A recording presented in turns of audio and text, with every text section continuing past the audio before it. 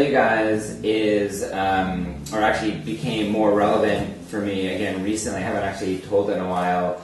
My parents are currently preparing their house, the house that I was growing up in from when I was like seventh grade.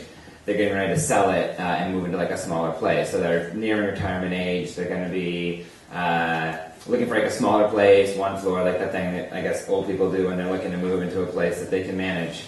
So at the end of January, I went up and helped them sort of like paint and spackle and clean out and do all that kind of stuff. And as part of doing that, I did a lot of running in terms of just like exercise in between, you know, all the chores. And we live on a circle that's like very residential neighborhood, very like quiet, tree-lined kind of a place. And I would run out through this field behind our development to a running path out around, this is Ithaca, New York, so it's like Cornell University is there. I ran through Cornell, kind of back around through the neighborhood by where I went to elementary school, then back up the hill and back to the house. It's like a 6-mile loop.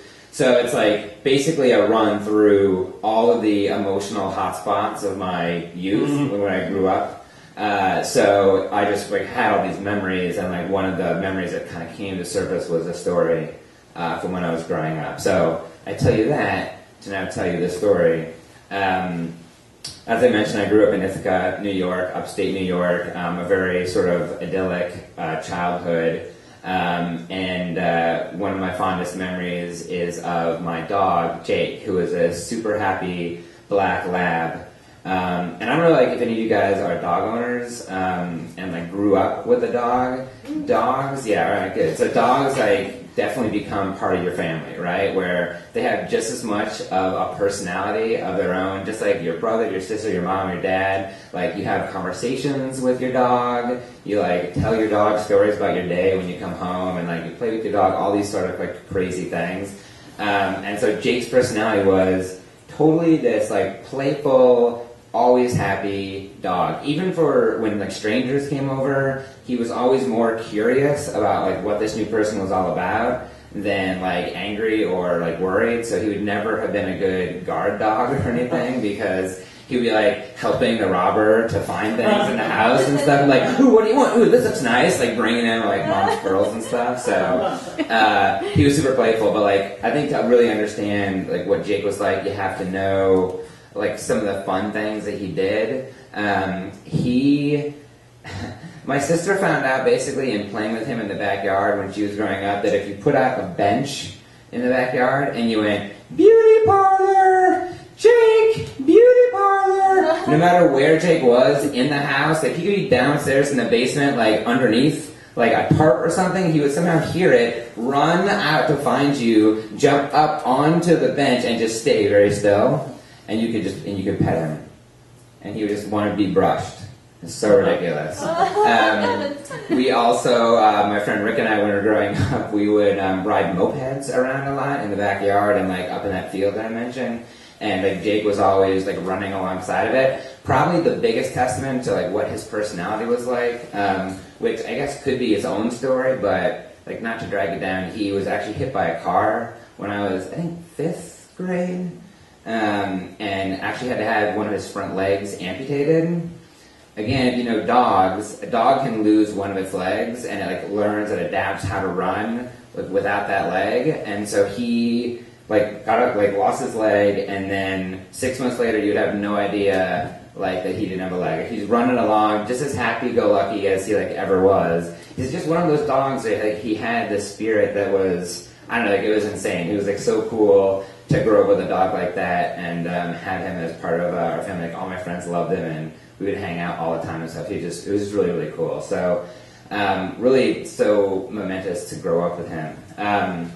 So one day, I guess the other thing I should mention is also for dog owners, a lot of times dogs sort of bond more with one member of the family than others, you know. And it even happens, like a friend of mine bought a dog for his wife, and she like loved the dog, but he bonded with the dog more than she did.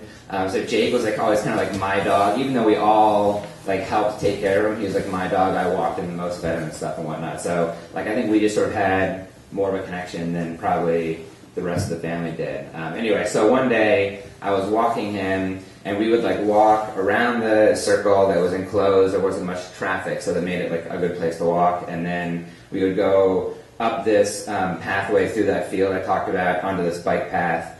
And there were like these 3 kids that I went to school with. We were like on the same sports teams. Like we played baseball together, kickball together, all this stuff. And they were out and about playing this day, and they always sort of hasped me, I guess you could say. Like they made fun of me. I was like a bigger kid, Joe, you know, because I used to be a little bit more rotund. I was rotund growing up as well, so I got picked on for that. Anyway, so this day, these 3 guys found us when I was walking Jake, and kind of started picking on us. And I don't know what was like different about this day. Like they'd always picked on me, but for some reason this day they were like angry, like angrier. It wasn't just like, yeah, we're kids picking on you, but like they were like really angry. And they started chasing us back down the path through the field and like around the circle. And one of them, I think it was Alex Thibodeau, this like taller, gangly kid, started throwing rocks at us, right? So again, at first you're a kid and you're like, rocks, like, oh, this is shitty, but I'm gonna run away or whatever. But when there's 3 of them running after you throwing rocks, you can't go anywhere. So they're throwing rocks. They were hitting me. They were hitting Jake. And at the end of the circle, kind of where it goes down onto like the main road, there's a bridge over a creek, like not super deep, like maybe like 5 or 6 feet deep, not like a river or whatever, but water. And they sort of caught up with us there and were throwing rocks at us, and actually one of the rocks hit me in like the back of the head, and I actually fell backwards over the railing into this creek. It was like super fast. Like I fell into the water, and like right away my dad was there, and he like pulled me out of the water because he, I guess, had heard me like yelling and screaming as we ran.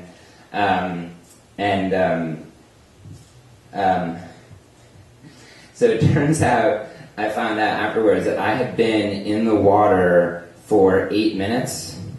It's one of those things, you hear those stories with like the metabolism, the cold water slows your metabolism down or whatever. I don't like know the science of it, but so I went underwater. It felt like a second for me, but my dad said I was on it for eight minutes, and Jake had died because he was hit in the head with one of the rocks, and this stupid 3-legged dog tried to come into this creek and save me and drowned, basically. So the vet said, had he like just been hit in the head and like not tried to get in the water and save me, he would have been probably okay. But because he tried to come in to the water to save me, he drowned. So that's the story of Jake, my dog. That's it. Thank you.